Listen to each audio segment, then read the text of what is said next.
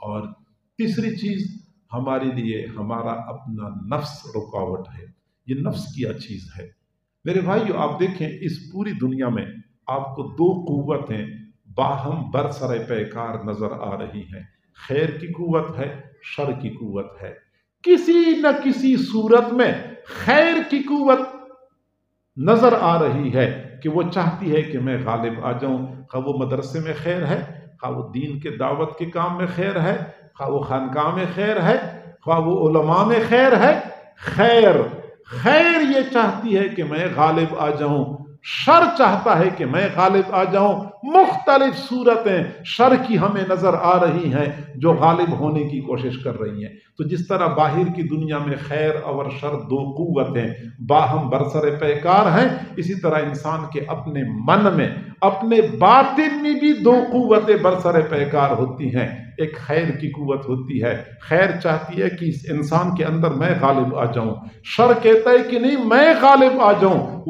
وقفے سے آپ کے دل میں نیک کام کا داعیہ پیدا ہوتا ہے، یار اشراق کا وقت ہے، میں اشراق پڑھ لیتا ہوں، یار میں یہ مسجد میں پیسے دے دیتا ہوں، مدرسے میں پیسے دے دیتا ہوں۔ یہ جو وقفے سے آپ کے دل میں خیر کی باتیں آتی ہیں، اصل میں خیر کی قوت ہوتی ہے جو اندر سے آپ کو آمادہ کرتی ہے۔ اور وقفے سے ہمارے اندر شر کی باتیں آتی ہیں، جذبات ابھرتے ہیں، یہ شر کی قوت ہوتی ہے جو بندے کو برائی پر آمادہ کر رہی ہوتی ہے۔ یہ جو شر کی قوت ہے اس کو نفس کہتے ہیں، اس کو نفس کہتے ہیں، اور یہ نفس بہت بڑا شر ہے اور بہت خطرناک ہے۔ ویسے تو بدنام شیطان زیادہ ہے، جبکہ حقیقت یہ ہے کہ خطرناک انسان کا نفس زیادہ ہے، زیادہ خطرناک انسان کا نفس ہے۔ قرآن مجید میں اللہ رب العزت نے شیطان کے بارے میں فرمایا ان کید الشیطان کان ضعیفا، شیطان کا مکر، اس کی پلاننگ، ان کی منصوبہ بندی کمزور، اور انسان کا نفس کا مکر ان کیدکن عظیم، تمہارا مکر، تمہاری منصوبہ بندی بہت عظیم ہے۔ تو نفس انسانی کے مکر کو اللہ نے عظیم کہا ہے، شیطان کے مکر کو اللہ نے ضعیف کہا ہے۔ یہاں سے ہم اندازہ لگا سکتے ہیں کہ انسان کا اپنا نفس کس قدر خطرناک ہے۔ میرے بھائی، ہم آج یہی کام کرتے ہیں کہ جب بھی گناہ ہو جاتا ہے الزام شیطان پہ لگاتے ہیں، جب بھی گناہ ہو گیا الزام شیطان پہ لگاتے، او جی شیطان نے مجھ سے گناہ کروایا، شیطان نے مجھے ورغلایا، شیطان نے مجھے دھوکہ دیا۔ سوال یہ پیدا ہوتا ہے کہ جس وقت شیطان فرشتوں کی جماعت میں تھا، اللہ نے حکم دیا کہ آدم علیہ السلام کے سامنے سجدہ کرو، اس نے سجدہ کرنے سے انکار کیا اور کہنے لگا انا خیر منہ، میں بہتر ہوں اس سے۔ شیطان کو کس نے گناہ پر آمادہ کیا تھا؟ اس وقت تو کوئی اور شیطان نہیں تھا۔ کس نے اس کو کہا کہ انا خیر منہ، میں بہتر ہوں اس سے؟ شیطان کا اپنا نفس تھا جس نے اس کو فرشتوں کی جماعت سے نکال کر راندہ درگاہ بنا دیا۔ اور یہ وہی نفس ہے جس کے بارے میں حضرت یوسف علیہ السلام نے فرمایا وما ابرئ نفسی ان النفس لامارۃ بالسوء، یہ نفس تو برائی کے بارے میں بہت زیادہ حکم کرنے والا ہے۔ اور یہ وہی نفس ہے جس کے بارے میں اللہ تعالیٰ نے حضرت داؤد علیہ السلام کو فرمایا یا داؤد انا جعلناک خلیفۃ فی الارض فاحکم بین الناس بالحق ولا تتبع الہوی فیضلک عن سبیل اللہ۔ حضرت داؤد علیہ السلام کو اللہ نے ڈرایا آپ نفسانی خواہشات کی پیروی نہ کریں، نفسانی خواہشات آپ کو اللہ کے راستے سے گمراہ کر دیں گے۔ یہ وہی نفس ہے جس کے بارے میں اللہ تعالیٰ نے حضرات علماء کرام کو ڈرایا ہے افرأیت من اتخذ الہہ ہواہ واضلہ اللہ علی علم، کہ آپ نے دیکھا ہے اس شخص کو جس نے اپنی خواہشات کو خدا بنایا، نفسانی خواہشات کی پیروی کرتا ہے، اللہ تعالیٰ نے اس کو علم کے باوجود گمراہ کر دیا ہے۔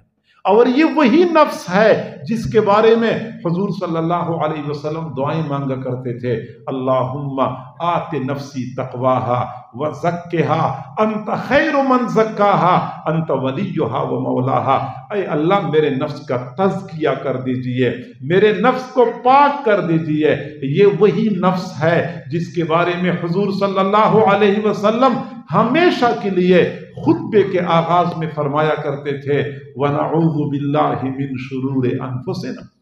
معلوم ہوتا ہے کہ یہ نفس بڑا شریر ہے، بڑا خطرناک ہے، اس کا علاج کیسے کیا جا سکتا ہے؟ تو بات سمجھ لیں کہ نفس کتنا ہی برا کیوں نہ ہو، اگر اس پر محنت کی جائے تو یہ سدھر سکتا ہے، یہ ٹھیک ہو سکتا ہے۔ جب یہ ٹھیک ہو جاتا ہے تو یہ نیک اعمال میں معاون بن جاتا ہے، مددگار بن جاتا ہے۔ بخل نکل جاتا ہے، بندے میں سخاوت آ جاتی ہے۔ تکبر نکل جاتا ہے، بندے میں عاجزی آ جاتی ہے۔ مزاج کی درستی نکل جاتی ہے، مزاج میں نرمی آ جاتی ہے۔ حسد نکل جاتا ہے، خیر خواہی آ جاتی ہے۔ حرص نکل جاتا ہے، قناعت آ جاتی ہے۔ گویا کہ بری خصلتیں نکل جاتی ہیں اور اچھی خصلتوں سے بندہ آراستہ ہو کے راستہ ہو جاتا ہے۔